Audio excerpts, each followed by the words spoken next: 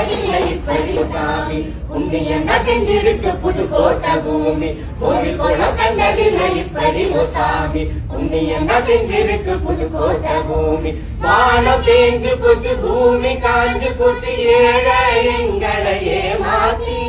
கிழக்கு இருட்டி போச்சு, மேற்க மறைஞ்சு போச்சு, காலம் எங்களையே மாத்தி.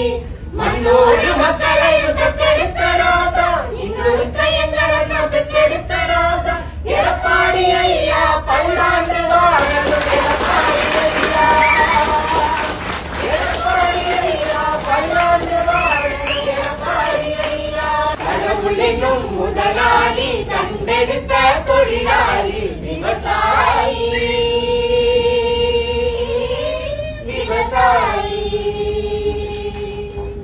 மக்களுடைய கருத்துக்களை கேட்டு சரித்திரத்திலே நிலைத்துவிட்ட பேரறிஞர் அண்ணா அவர்கள் சொன்னது போல, எதிர்கொண்ட முதல் தேர்தலிலே ஒட்டுமொத்த இந்தியாவையும் திரும்பி பார்க்க வைத்து தமிழ்நாட்டின் அரசியல் திசையை தீர்மானித்து அண்டை மாநிலங்களை அதிர வைத்திருக்கும் மக்கள் விரும்பிய மாற்றத்தின் சக்தி நம்முடைய முதலமைச்சர் அவர்கள்.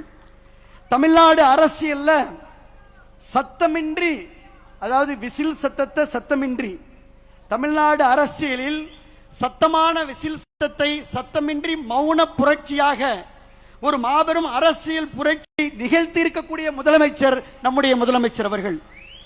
தமிழ்நாட்டு மக்களை தன் நெஞ்சிலே குடி வைத்திருக்கும் ஒரு மகத்தான தலைவரை நாம் பெற்றிருக்கின்றோம். தமிழக வெற்றி கழக குடும்பத்திலே இன்றைக்கு நாங்கள் இணைத்துக் கொண்டிருக்கின்றோம். இன்றைக்கு தமிழ்நாட்டு மக்களின் கனவுக்கு ஒரு பாதை கிடைத்திருக்கிறது.